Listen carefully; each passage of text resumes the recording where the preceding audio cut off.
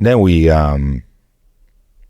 picked up the equipment from the Nova Festival, which that was the moment when I understand that mentally, physically, I'm in a war zone. What did you see when you first got there? So we drove on 232.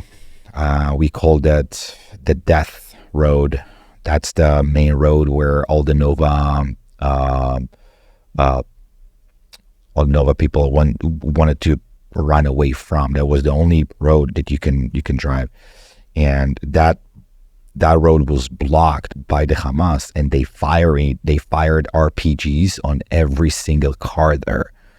So the first thing I saw was completely burned cars after explosions.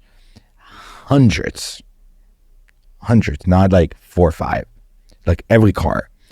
And car were flipped, and car were like got into accidents. Both of them burned. It's like a lot of weird, like, what happened to those cars? It's the first question that came to my mind. I'm like, you hear about a massacre, and when you hear about a massacre, you think about like a mass shooter, right? Mass shooter, AK-47, whatever, right? And just shooting everybody. That was not the case. They were firing grenades, RPG, Lao rockets, which is shoulder rockets, different bigger machine guns, bigger things than just a rifle. And there were people in those cars. Yeah, people. No, not soldiers. People, like people that went to celebrate Peace and Love Nova Festival. For over 4,000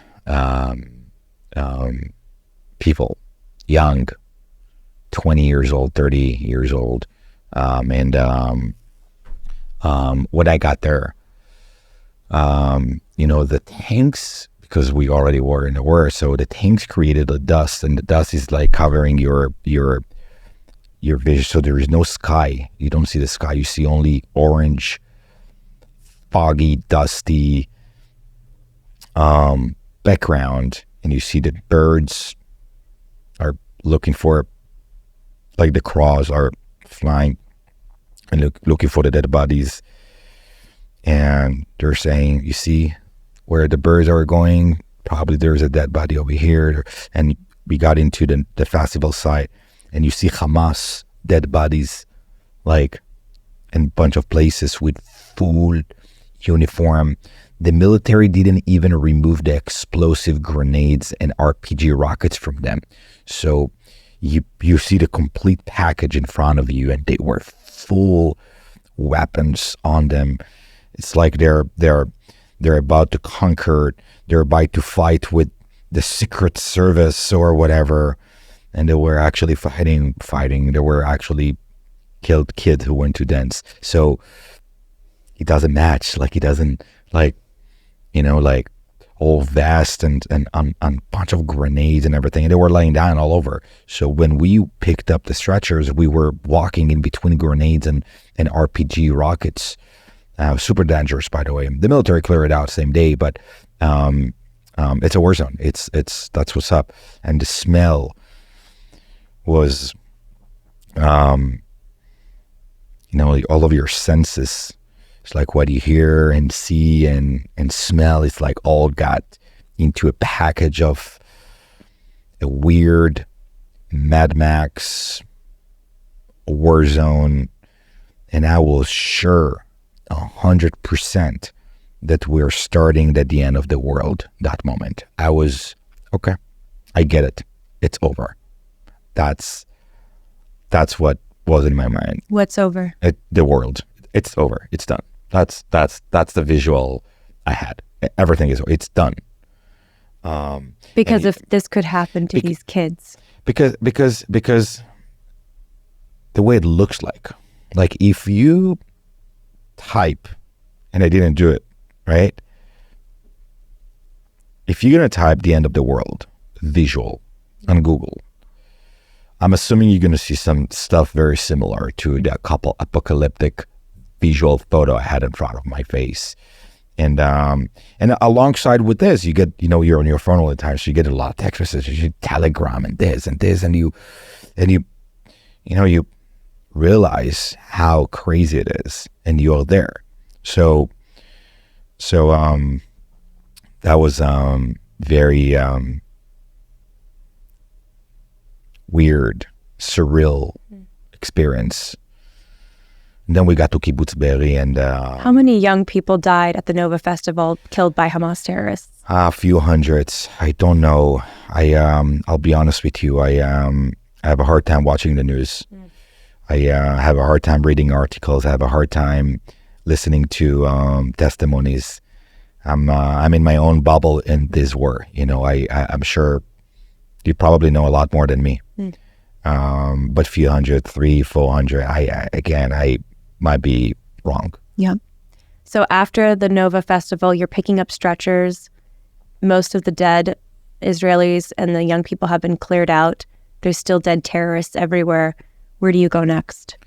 Yeah, we picked up the stretchers that were soaked with blood, driving to Kibbutz Be'eri, 5-minute drive, 7-minute drive.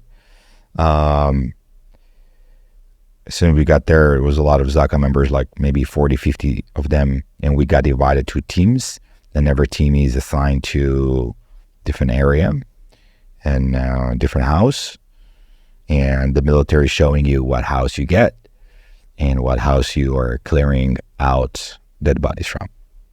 And these are dead bodies of civilians. Yes. What did you see first? A lady, she was your size. She had no face.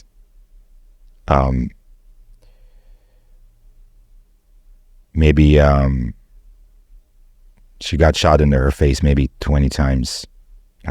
It's hard to tell. I'm assuming whoever shot her made sure that her face will never be shown, like no face.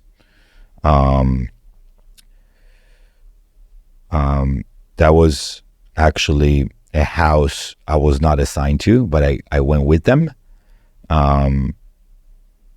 Someone asked help to open some door that had a hard time to open, but when I got there to help, the door was open and they already took out, like they were already clearing it out. So I got the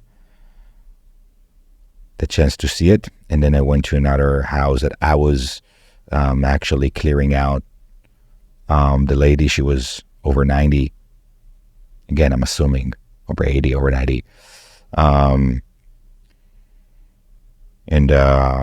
she gets stabbed so many times. I don't know how many times, but so many times. And I thought she got shot. And I said when we did it, I was like, oh my God, she got shot. And then some other guy said, no, I don't think she got shot. I think she got stabbed. And whoever shot they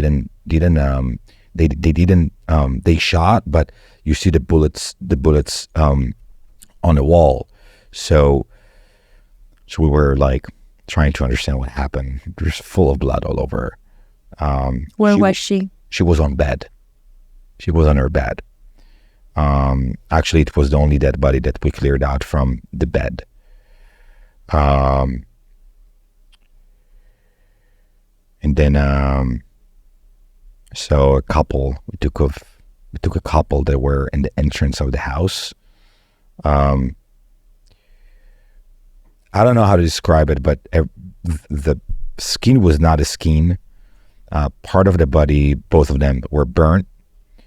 Lot of cuts. The house was a mess, like everything in the house was in a mess, like everything, all the kitchen doors, the closets, like someone was looking for something aggressively, like in everything was broken in the house, Like they were looking for other people? looking for other people, broke it by in purpose, like there was no reason to break a TV, you know what I'm saying, like a lamp, things that, why it's broken, So again, I don't know it, but most houses were like that. The couple you saw at the doorstep, how old were they, do you think? Is there any way to tell? 30 something. A young couple. Young couple. And did they look like, when you say their skin wasn't like their skin? They were tied together with their backs, like both of their backs tied together, like they tied their hands together. And she had bullets on her shoulder, back. Him, I couldn't understand what's up with him. I didn't really touch him. Okay, so I was always the last one who's getting into the house, and always looked for the legs parts from, I don't know, it just worked for me better, I guess. I was too coward to go straight to the face, because you need to roll the body from the top and from the bottom into the plastic bag that you put on the floor. So you need to roll it a little bit, because you kind of lift the body and you squeeze the bag underneath, and then you kind of or roll it, or just squeezing all the bag, and then you put the bag like around. So I was always picking the bottom part, because when you pick the bottom part, you can. I was with this hat, by the way, looking and not like only on my thing, and not to see the face. What did the other volunteers you were with think? They'd been tied together. Was the sense that they had been tied together while they were alive and then tortured? What was the sense of the other volunteers? Always different talks. They had a lot of experience. The people I was with, they work very fast. They and very gentle. They know how to look at things, but it's not their job. Like that's a stab. Oh, this is a torture. Oh, that's a burn. No, this is this. So they talk while we are doing this. This is actually the conversation. What happened. And